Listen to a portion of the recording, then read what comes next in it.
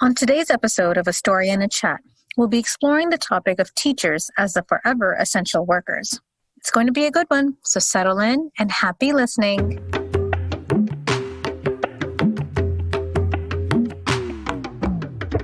Hello, everyone, and welcome to A Story and a Chat, the podcast where you will hear mine and other perspectives on topics that are important to all of us. I am your host, Aisha Iqbal, and I wholeheartedly believe that conversations can bring people together in the most beautiful ways. I've created the space to do just that, and I'm really excited to share this next perspective with you today. So, let's get started, shall we? I started the 5th grade halfway through the year because of the timing of our move to the U.S. from Khartoum, Sudan. I was made fun of for calling an eraser a rubber and raising my hand with my pointer finger in the air. Thank you, British school system. I was laughed at for wearing the same pair of jeans every day. Of course, I lied about it and said I have 10 pairs of the same jeans because I didn't want to tell the truth about my family not having enough money to buy me more clothes. But I wasn't fooling anyone. I was also bullied by a girl because her boyfriend liked me. I didn't even know who he was until she started harassing me. Needless to say, these experiences made me go even more inward than I already was, and I dreaded each minute that I was there at school. But somehow, even through my attempts of not being seen or heard, she did manage to see and hear me. Miss Lawson, my 5th grade teacher at Cowan Avenue Elementary School, approached me one day and planted the seed that I should compete in the school's upcoming speech contest. I'm sure the very thought of it petrified me. Having to stand in front of people, many people, and say stuff? I don't know how she did it, but she got me to agree.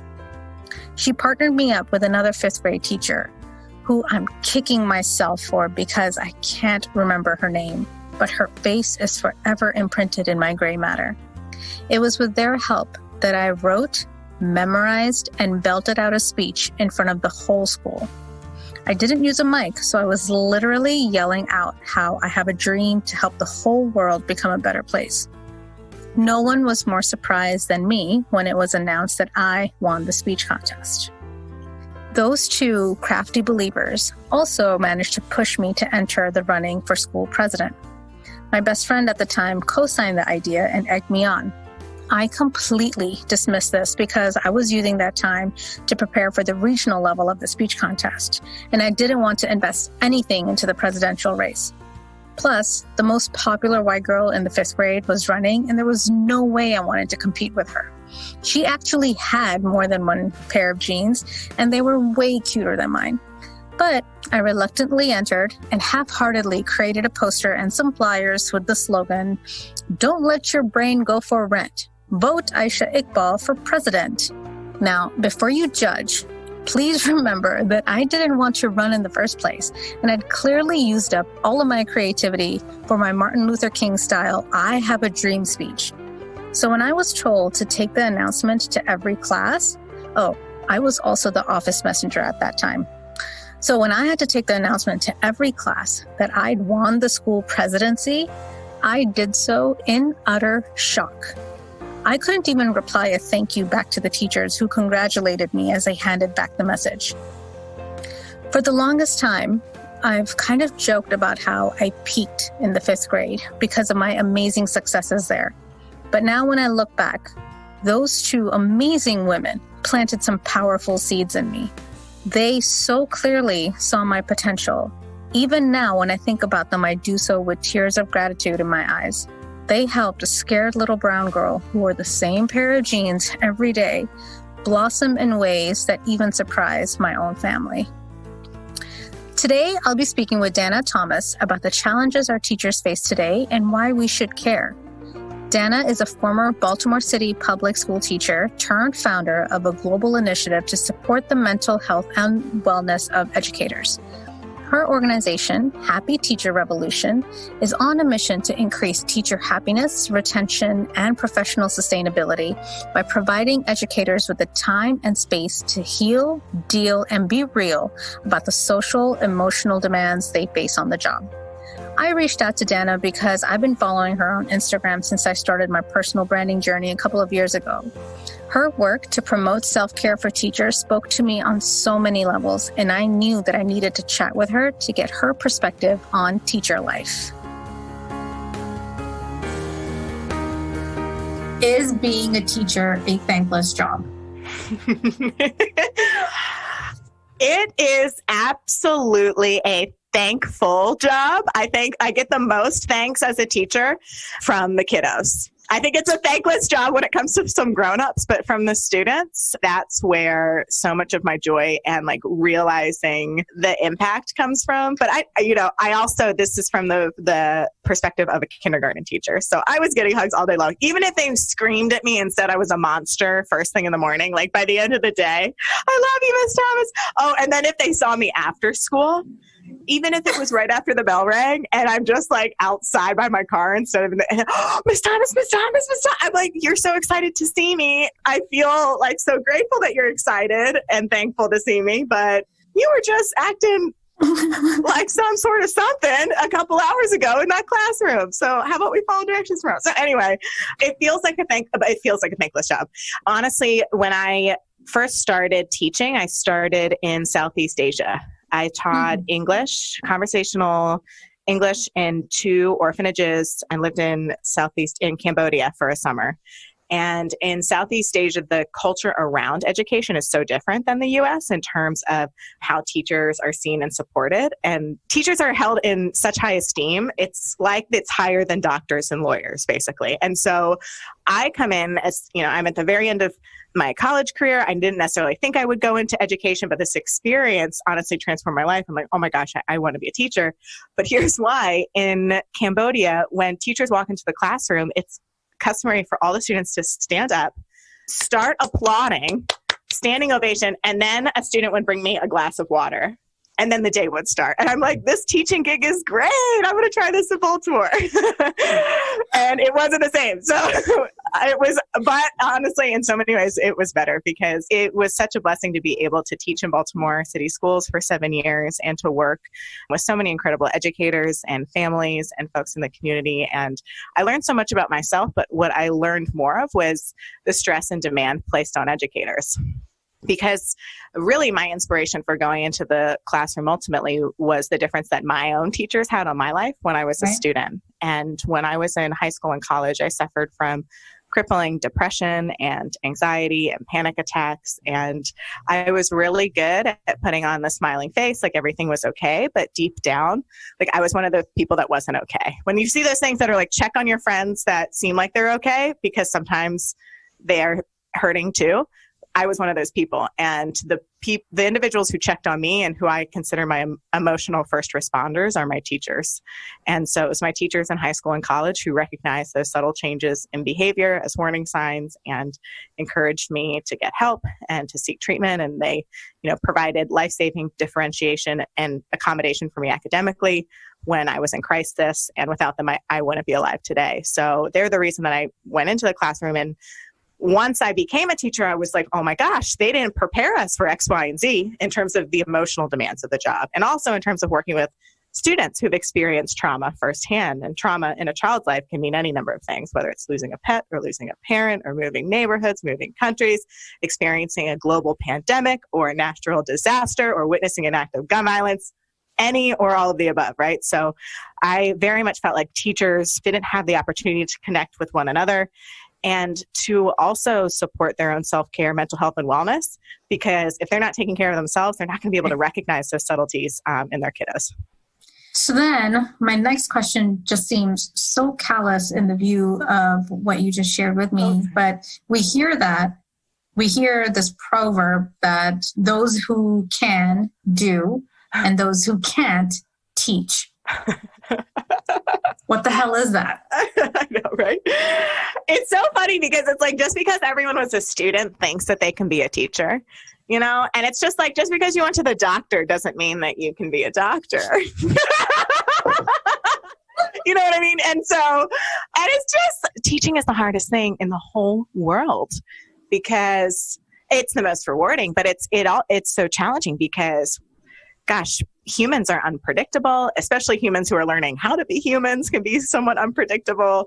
But also, I think in terms of the content and the demands and how to prepare our little people to grow up to be big people who are ready for this world in terms of having the acumen of innovation and being a self-starter and grit and perseverance and, just the technological advances that like, how do we even prepare people for things that haven't even been invented yet, like 2 years from now?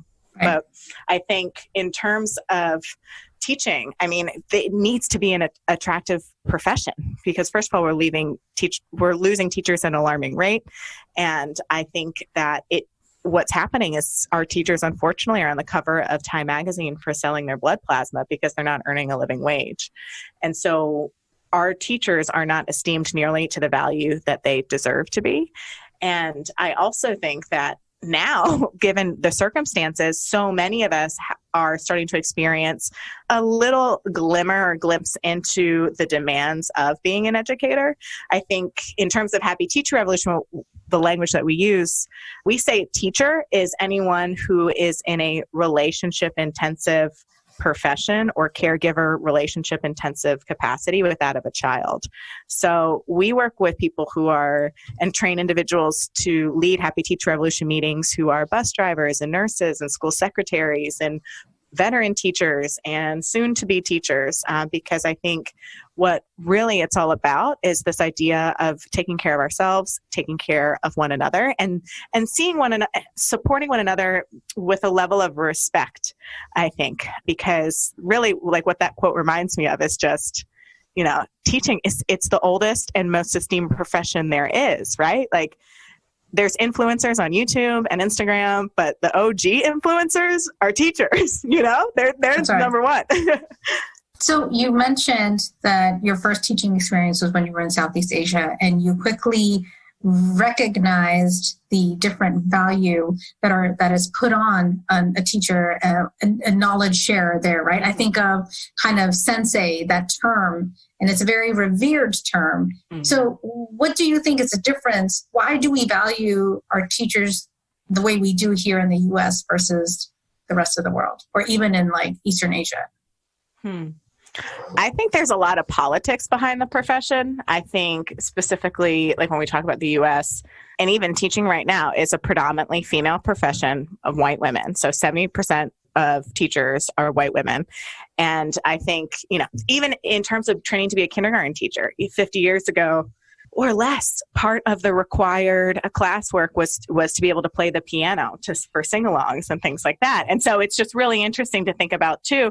And when you look back, there's some documents. My cousin was at this museum in Atlanta, Georgia, and there were documents about, I don't know if it was a union contract or just teacher agreements, that it had to be a single unmarried woman who was the teacher. And so I think so much in terms for us to unpack in terms of some of the gender inequities behind the profession, racial inequities behind the profession, the fact that only 2% of teachers are men of color, the fact that we're seeing higher burnout rates for our teachers of color, we're seeing higher burnout rates for our special educators as well.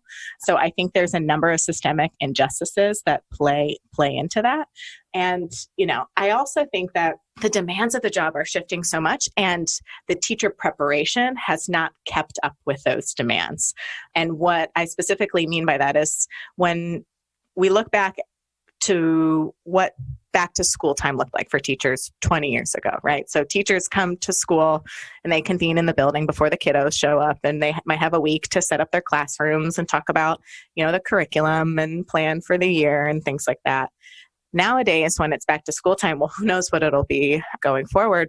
But now, let's say in 2019, back to school teacher readiness and preparation included how to recognize signs of mental illness in your students, how to recognize signs of abuse and being a mandated reporter for Child Protective Services, and how to prepare for an armed shooter in lockdown drills going forward. So it's just like, whoa, there is very much, I think, such a need for our teachers to support their social emotional learning. What I mean by that is for our teachers themselves to develop relationship skills amongst each other, to develop self-awareness, social awareness, those types of things, because we can't model that to our students and support our students if we're not doing it ourselves.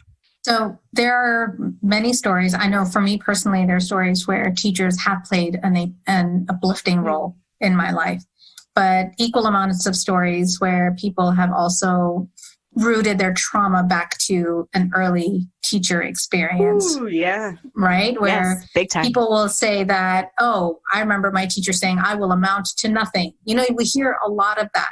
So both sides of the aisle. Can you help me understand that perspective where a teacher may say something like that? Like, I would love to understand the teacher's perspective. Where is she, most likely she, coming from? That's such a great point that you bring up. And I think about the ripple effects that teachers have and what that looks like, depending if it's a happiness, joy, inspirational ripple effect, a la Miss Honey, or if it's a ripple effect, what's her name? The church bull, the chokey, the one who swings the girl by the pigtails, right? And you're absolutely right. And so I think in terms of Happy Teacher Revolution, from our perspective, we're like, wait, time out. Where is the opportunity for people to step back and reflect internally about if they are perpetuating any traumas themselves of maybe something they experienced as a child and now they're the adult in this role? I think that, speaking from my own perspective, I was not the best version of Miss Thomas when I wasn't taking care of Danna. And when I wasn't taking care of Danna, there was times when I did not recognize Miss Thomas, and she would say and do things that I am ashamed of to this day. And even that happening was the source of moral distress of oh my gosh, I feel like I'm not aligning to my morals or personal principles by the way that I'm acting or reacting to things. But if we go back to, okay, why am I acting and reacting things in that way? Did I get a full night's rest? Did I actually eat breakfast that morning? Or did I just have some sugary coffee drink and now I've spiked? And then I didn't eat lunch because somebody called me in the office and then a parent, wanted to meet with me. And then I had to pick up the kiddos and then someone threw up on themselves. And then there was a fire drill. And then, it's sort of and when you look at it, I think that is what it really boils down to for me as in the perspective of Happy Teacher Revolution is especially when we work with children with trauma. So if a child has experienced trauma or is experiencing ongoing trauma, the best thing that we can do is to arrive at that relationship with patience and kindness and understanding and pre-forgiveness. So this idea that it's not personal. This child did not wake up today just to oh, I'm going to get Miss Thomas real mad. I want to make her face turn red and I want to see if I can get her to yell. You know what I mean? That little child did not wake up trying to just irk on my nerves, Who knows why or what reasons or, what they're walking through the building with, what had happened to them that morning or the night before. Maybe they saw something on the way to school or whatever the case may be. Or maybe it's the anniversary of something that happened 1 year ago that we don't even know about or whatever. So I realized that the best thing I could do instead of staying up late and doing lesson plans and cutting things out and trying to do all the things perfectly and update my social media page and make sure whatever, it's the best thing I could do is take care of myself and just arrive in those moments with patience and kindness so that I didn't flip my lid. Because one of the things that we say in Happy Teacher Revolution is that an escalated grown-up cannot de-escalate a child. And so, the times where I think to myself all the time, I hope in that moment where I wasn't taking care of myself and I popped off or I wasn't kind, that that's not the one thing that kiddo remembers for the rest of their life about kindergarten and Miss Thomas, and chances are, that, when I asked them at the end of the year, what was your favorite part? What do you like about kindergarten? They're like, lunch. I'm like, oh, great. So I think, it really is for me. I wonder, what is the job satisfaction of the teacher that might have said or done nasty things or the ripple effect outward was negative? We want to give teachers permission to leave the profession if they are not finding joy and happiness in this work anymore. You have permission to leave, and so, and I think, that's really what we're all about is helping folks reclaim their happiness and joy and to find that spark again. What you just described is something that you would think is intuitive to people that it's hard to compartmentalize life. That for me, 8:00, I will stop being mom and I will now become worker B, employee ID number, blah, blah, blah. Aisha Iqbal at work. And then at 5:00, I will turn off worker B, da, da, da, and then turn into mom again. it doesn't happen that way. We are who we are in everything we do throughout the day. And the point that you're making, which is so important, is that who we are in and out of the home, in and out of work, is so important to everything else that we're doing. So if we are unhappy, if the teacher is unhappy, Miss Thomas was unhappy about something at home, or Dana was unhappy about something at home, Miss Thomas is going to show up to work with some of that lingering, if not a lot of it lingering. So my question was going to be, why is self-care so important to teachers?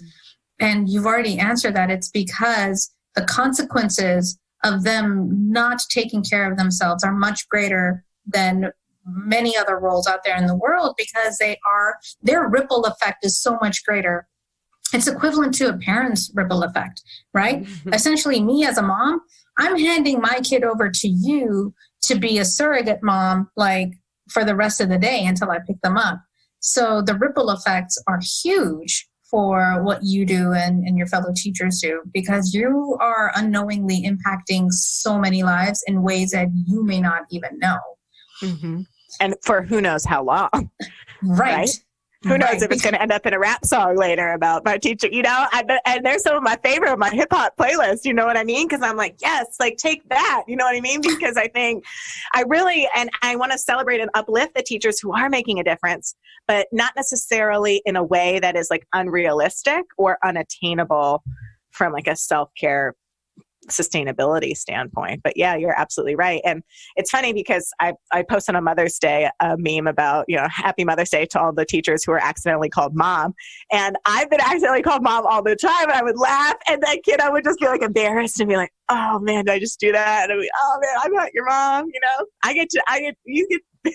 I drive away at the end of the day, you know what I mean? But really we don't really drive away at the end of the day. Like we carry that with us. We drive home, we're thinking about it during dinner and all this. And if you or me, during the year that I founded Happy Teacher Revolution, it was when I had 39 kindergartners in my classroom in Southeast Baltimore. And I was tossing and turning at night trying to figure out, like, why isn't there class size limits? 39 seems wrong, and I can't believe there's size limits for daycares, but not kindergarten classrooms. And I have to teach them how to read. And, we don't even have enough chairs. Like, what do? I'm supposed to fundraise for another, it felt like it never ended. And so one of the affirmations that we use in Happy Teacher Revolution is I choose to disconnect and detach with love.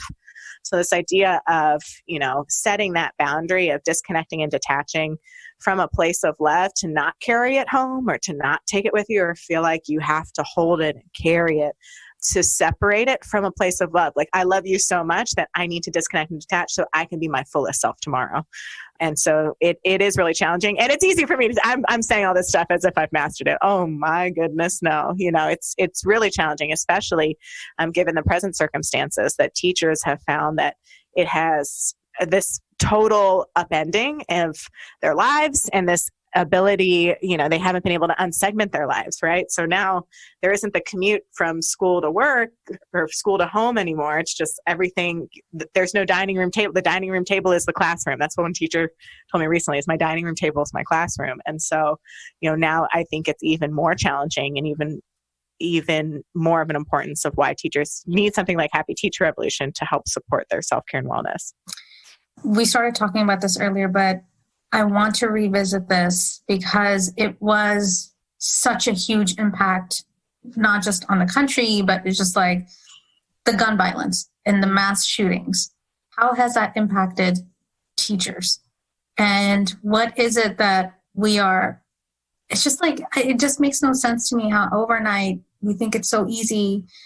My perspective, just to say, okay, all teachers need to be armed. Or teachers start doing these safety drills where you're teaching kids how to hide in closets. And I mean, that stuff is just so trauma-inducing. Everything about that is trauma-inducing. So please talk to me about, like, what has this done for teachers, and what did you experience? What were you hearing? What were you seeing during that time? So I include a photo in my presentations when I talk about trauma specifically, and different examples of what trauma could look like, whether it's a hurricane. I talk about the uprising in Baltimore with Freddie Gray when it was declared a state of emergency. I include a photo of my students that I had taken the day after It was my students in Baltimore that I had taken the photo a day after the Sandy Hook Elementary School shooting. And to be a kindergarten teacher during that time and to see those babies' faces on the news and to know myself that I would go to work every day and take a bullet for every single one of those children in my classroom, no question. Like, teachers have always known they're first responders, but I believe it was that moment that the rest of the world realized that we're first responders, that teachers are first responders, principals are first responders, guidance counselors are first responders, that I believe our children and our teachers deserve to be able to go to a place to safely learn and to know that they're safe. And it is gut-wrenching to know that our middle schoolers, our 12, 13-year-olds, don't know what school's like to not practice for an armed shooter. To them, it's like a fire drill. They don't know what it's like to not. It's crazy that they're the experts, actually. They have the most practice. And it's really sad when I think about when I moved classrooms, and the first thing I thought of when I walked into my new classroom to set up my classroom for the year with the bulletin board paper and all that, I'm looking to the cubbies and I think, oh, great, this is going to be great because the cubbies are tucked away from the windows. I can have a procedure where every kiddo goes to their cubby quickly and sits in it, so that way I know exactly who's missing when we were practicing for the armed shooters. And I'm thinking, oh my God, like, why is that something that even crosses my mind or that I have to consider as an educator? But it is. And it's something that our teachers face. And so I think I'm getting just like goosebumps just thinking about it, is that it's like, it's not just the time that it happens of the incident or the trauma, but it's like every time that it happens thereafter. And every time it's the anniversary of that day. And like every time we just think about, what our teachers are facing and what they're willing to sacrifice, it's like, we go into this knowing we're not going to get paid $1 million. We go into this knowing that we're probably not going to get all the awards and the certificates and the pats on the back. Like, we go into this knowing that we might lose our lives for someone else's child. And we do it because we love it. And unfortunately, there's so many people who go into this work for the right reasons and who are doing amazing things and changing lives every day. And like, when you see an amazing teacher in action, it's magic. It's just pure magic. And it breaks my heart to think of all the great teachers who are walking away, and who can blame them. Have you done an analysis of kind of the biggest reasons why teachers are leaving? So the number one reason is pay. And that's about 27% of teachers report like that being the highest reason. But right behind that at 19% is burnout. So the two biggest reasons teachers are considering leaving are low pay and high stress and burnout. And so with Happy Teacher Revolution, what we're aiming to do is to support teachers with both of those things. So at first I went into this like, okay, our teachers are burnt out, they're stressed out. I want them to feel less alone. Because when I was struggling with mental illness, like, the hardest thing was feeling like I was all alone. And the most empowering thing was just knowing that like there's other people who've been there or who felt anxious too. And so really it was like this consciousness raising movement of like, inspired by the civil rights movement, the women's liberation movement. Like, I was like, all right, we're going to get together and be less alone. So that's how it started, was really addressing like the burnout factor. But I think what really was incredible was, when I decided to make the leap of working on Happy Teacher Revolution full time. I had taught for 7 years with Baltimore City Schools, and I was like, listen, I told my parents, I'm like, listen, I'm going to walk away from my tenured job and my health insurance and all these things because I have this idea. It's Happy Teacher Revolution. I think that this is the solution and answer to ways that teachers are really seeking support. And I became a full-time entrepreneur. And it was through the Johns Hopkins Social Innovation Lab, after winning the Hopkins Social Innovation Lab, that I realized like, it's not just burnout I can help teachers with, but I can also help them become entrepreneurs themselves and to earn income. And then they can use that income for their own self-care and wellness to take care of themselves, because unfortunately they're not getting paid what they deserve. They're on the cover of Time magazine for selling their blood plasma because they're not earning a living wage. They have student loans. And our teachers are striking and they're doing as much advocacy as they can, but the system isn't changing fast enough. At least I don't think so. And so I wanted to create an avenue or a path for teachers to become entrepreneurial, to help lead these meetings, but also enroll more educators into the opportunity of leading these meetings and have the chance to actually generate a side hustle for themselves so that they can pour that money back into themselves and keep going. So part of me thinks that, why should they even have to do that? Why should they get a side hustle? But I think for someone who also has a side hustle, but thankfully, I do have a job that does pay me well. I do the side hustle to fulfill my passions. And so it's from that perspective that I applaud the effort to help these teachers create their own side hustles, because yes, it's for monetary purposes, but there's a sense of empowerment that comes from that. There's a sense of fulfillment that comes from that. So if that they're feeling fulfilled in one area, they don't necessarily need to find that in their actual work. So it's just like a different kind of positivity that is imbued in everything that they do. So I'm glad, I'm so happy that you're doing that. I feel like every woman definitely should have a side hustle, just to kind of broaden and expand, her own horizons. But anyways, I would just keep talking about that. But I totally agree with you. And I think the thing about teachers is that they volunteer themselves so much. They volunteer their time, they volunteer their money, they volunteer their energy.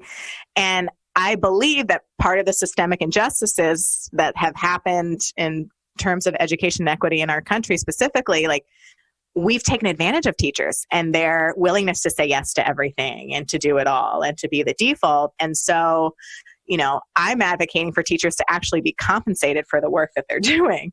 And I think that's where the real power lies, is that our women, need to lean in and to recognize their worth for their time, and that's what I want to compensate them for, because I think that teachers have been too willing to volunteer themselves and that it's been taken advantage of. And also, there's so many teachers like I was who were operating within a toxic system.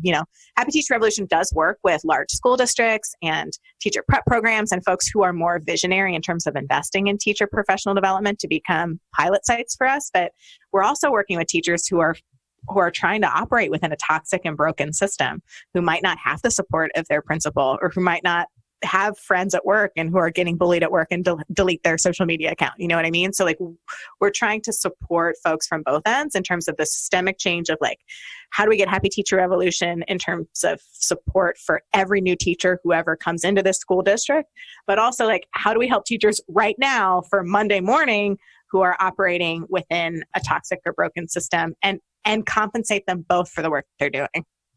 Who's doing the bullying? Who's bullying teachers? Right. So 80% of teachers actually report feeling bullied at work. It's that high. An even higher amount have like witnessed it if they haven't experienced it. And so what those numbers tell me is that, it's teachers against teacher crime a lot of times. Like, it's not just, there's great principals out there and great leadership and great administration, but there's also not so great. But there's also something that we're doing to each other. And so I think what's happening is that the bullying's happening because, here's my best guess, the data-driven obsession in education has dehumanized kids, but it's dehumanized teachers too. So if we're all just numbers, like we want our grades to be higher than the other class, because even in some districts, at least the one that I was working in, like our test scores determined our salaries, and not only our own test scores, but the test scores of other people in the building collectively determined like our salary and how much we got paid. Whether or not a child even came to school or not, it didn't matter. The test scores which determined everything. And so it's like, it could become a potentially like very competitive environment amongst other teachers. There could be different like shaming tactics going on in terms of like, oh, well, she leaves when the bell rings. She never stays late and blah, blah, blah, blah, blah. And it's like, the contract says this, so I'm going to do, if I get it done at the end of the day, how come I don't get to go home? So I think the bullying, gosh, I think there's workplace bullying that happens in all different types of professions, but I think in teaching, there's so many like loaded layers of it too, because I think we also, when we work with kiddos all day long, it can feel that we can be treated like children as teachers ourselves, when we get called to the principal's office. I never got called to the principal's office as a kid. Ooh, I got called to the principal's office as a teacher. I was always speaking. I was always the one that was, the, what do they call them? The ones, the whistleblower. Oh my gosh. Yeah. So yeah, so that's part of it too. That is it. Yeah. I don't even know where to start, because when you were talking about the bullying, it made me think of kind of similar stories that we hear in the nursing profession, where nurses are also being bullied. Again, a different conversation for a different time. But I wanted to ask about environment and the rise of the digital age and digital making its way into the schoolrooms. How do you think having education become more digitized, how could that help teachers, if at all? So one thing that we've noticed in Happy Teacher Revolution in terms of what we're doing becoming digitized, which actually we digitized in 2017.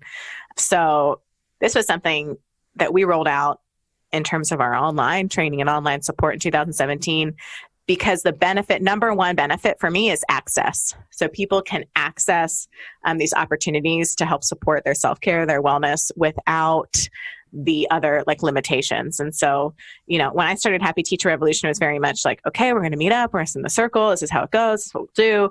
And when our first big piece of press came out in Education Week, that's when I heard from people all over the country, all over the world saying, hey, we want to start one of these meetings where our teachers are stressed out in California and Oregon and Tennessee and Canada and Australia and West Africa. And I'm like, oh my gosh, I'm teaching full time. How do I help these people? And the answer was going digital. So has been really powerful just in terms of not only folks accessing the opportunity, but also connecting with each other too. Like, how cool was it the first time when we gathered together as an online cohort to be like, oh my gosh, we're all launching these things where each of us are respectively. Each of us have totally unique communities. Each of you are the experts within your own community.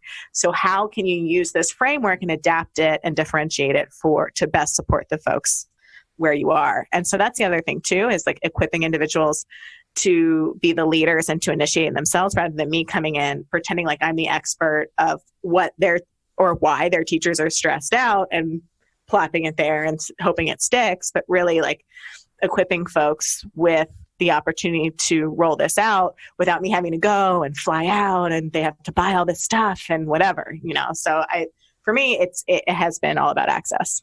It's actually fascinating because that could still be applied in the classroom, right? Where if we're digitizing the coursework, the teacher then essentially becomes a facilitator rather than you have to learn this and you have to learn it this way. The child has the resources at their fingertip to go through the course as many times as they need, and then they go to their teachers to ask questions. So it's exactly what you just kind of described, where you're not out there teaching these workshops to these various people. You're giving access, and then you're just helping to guide along. Mm-hmm. So we do both. Like we do the workshops too, but we've been able to adapt it based on what folks crave or want. Like Some people do want the self-paced thing and they can go back and watch. And I think that to me, like that, I really love that way. But I also like the idea of like accountability check-ins. And we've done that too, more like a live class, because I need somebody to like call me out every now and then and be like, hey, pay attention, Right. And we also do the in-person when we were able to meet in person. We did the in-person, but that's also transitioning into a retreat, 2 to 3 day retreat for sites, rather than doing them in person, connecting digitally. So, yeah. So what are today, the past couple of months, what's happening in the world, and even in the past year, right, where we talked about gun violence, what are the glaring messages that we are getting about our education system? And what do we need to do about it? I think what is most glaring is the huge disparity in terms of the achievement gap. Just the kiddos who are able to access the technology and information to keep learning in this completely like shifted and upended version of education that we're in. I think some of the biggest things have been this idea of like what's not in our control. I think teachers feel really overwhelmed by all the things that's out of their control, whether it's like this is the curriculum you have to use, or these are the things you have to do, and you got to make sure you do X, Y, and Z, and then you got to, watch all these videos, and you have to help the kids with the technology, but you also have to help the parents with the technology, and you have to help each other with the technology, and it's this idea that like this feeling that there's so much out of our control. And so with Happy Teacher Revolution, there's a number of things we incorporate in our meetings, whether there are choices, like I choose to be grateful, I choose to get outside and get moving. No matter how the school year started, I choose to finish well. We also very much are grounded in the research and a process of using affirmations at the end of our meeting. So things like I'm proud of myself for, I recognize the courage it took for me to, or I'm grateful for, because I think what teachers are facing now specifically with the online learning is that like all the things they said, I had these Post-its all on my wall of like teacher quotes. Whenever I'm talking with teachers, I'll write little sound bites down. And one teacher says, all the things that suck about teaching have been drawn out. So it's like the best part is the kids, right? Like that's what we love the most is being with the kiddos. But it's like the things that suck are drawn out. So like, the assignments and following up about this and sending the email about that. It's like, oh man, like, I just want to do my slime lesson and talk about the phases of the moon with the Oreos where we scoop out the icing, and, you know? So I think that's what has been really challenging for teachers. And also that like now I think there is a disconnect between some of the leadership and teachers in terms of, you know, our educators have never gone through a pandemic before. They're trying to make it work. Some of them are parents themselves trying to make it work with their own kiddos. You know, some of them are taking care of elderly parents. Who knows if the virus has personally affected them or a loved one. But now I'm hearing from teachers that their principals are like, oh, what time is this and this? We're going to drop in and observe you. And we're going to give you feedback on this. And it's like, you didn't observe me all year, but now we're in a pandemic and you want to hop on my Zoom. Okay. And so that's another thing is also just, you know, what are the expectations of teachers on Zoom? I've had teachers share with me that like, parents expect the teacher to discipline their child. They drop their kid off in front of the computer. And they're like, all right, I'm going to be out. So see you later. The teacher's like, what? Are you kidding? And I even had a friend who teaches in New Jersey. I'm not going to share her name, but her principal jumped on one of her Zooms or watched her video and gave her feedback that her hair needed to look better. And she looked like she rolled out of bed. And my girlfriend goes, she said she's divorced. My girlfriend goes, well, I'll show my principal I'm going to wear my old wedding dress and put my hair extensions in.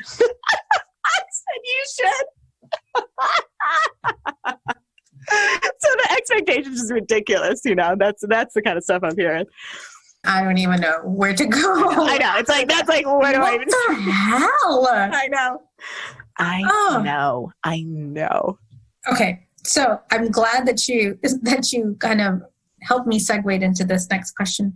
Me as a parent, what can I do to help you as a teacher as my child, you know, starts going to school? Because you're right. You know, that example that you gave, I'm just going to plop my kid down in front of Zoom and off you go. It's essentially, I'm treating you like a babysitter, right? But you're not. You are a teacher. So what are my responsibilities as a parent to my child and to you as my child is going through the education system? Well, I think the number one is that, you know, a parent is a child's first teacher. So that's number one. It's just like knowing that.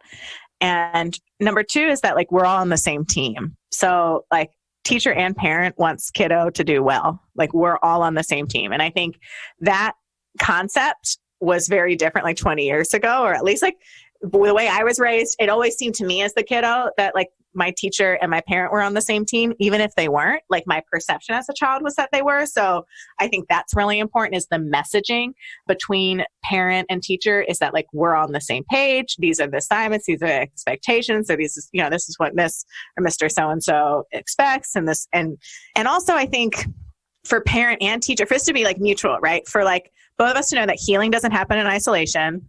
We got to put the oxygen mask on ourselves first in order to take care of, you know, kiddos and those around us. I think the other thing is that like boundaries are a good thing. So communicating to one another, like these are the hours I'm available and I'm happy to respond to your email.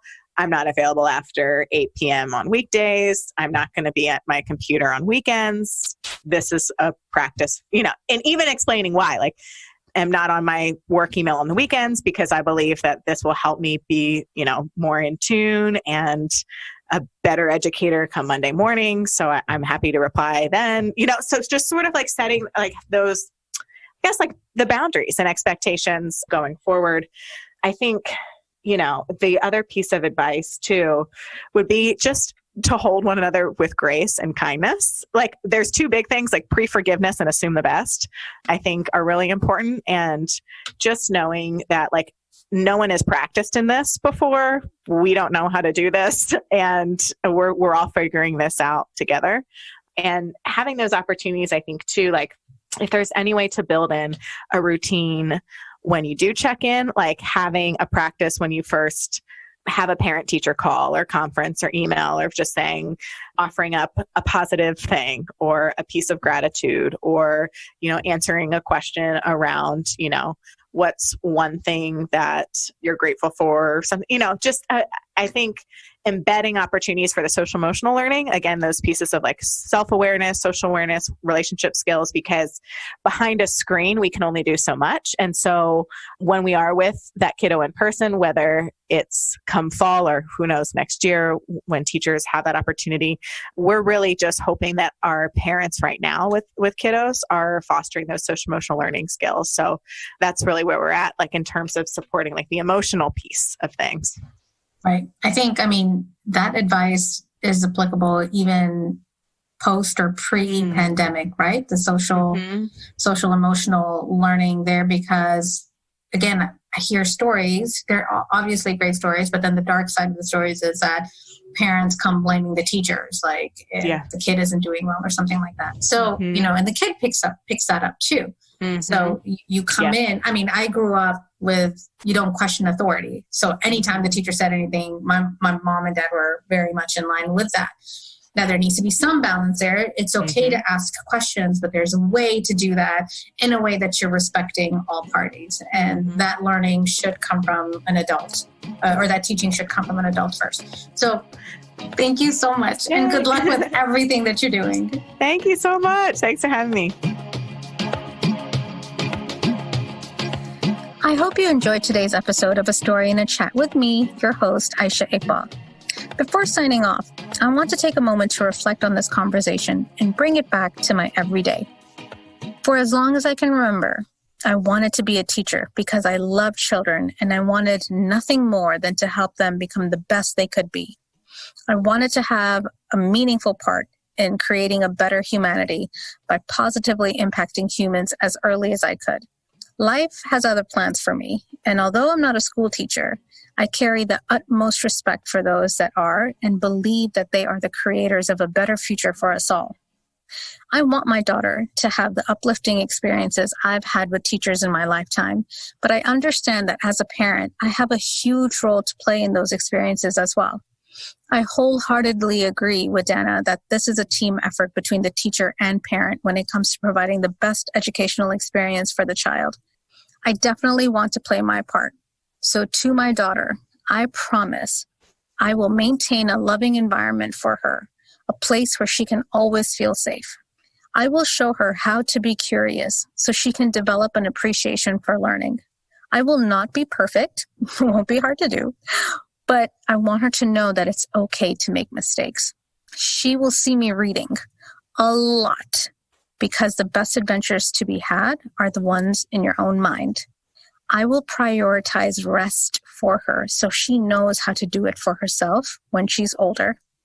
I will do my part as her parent to make sure she enters school as a whole person, because no teacher should have to fill in those gaps for them. Please tune in next time when I continue to explore this wonderful world of ours through the art of storytelling and discourse with other wonderful human beings. Until then, keep your mind clear and your heart open so you can hear your own truth. Also, if you enjoyed any part of this conversation, please consider writing a review saying as much and share this out as a gift to others in your circle. Toodles!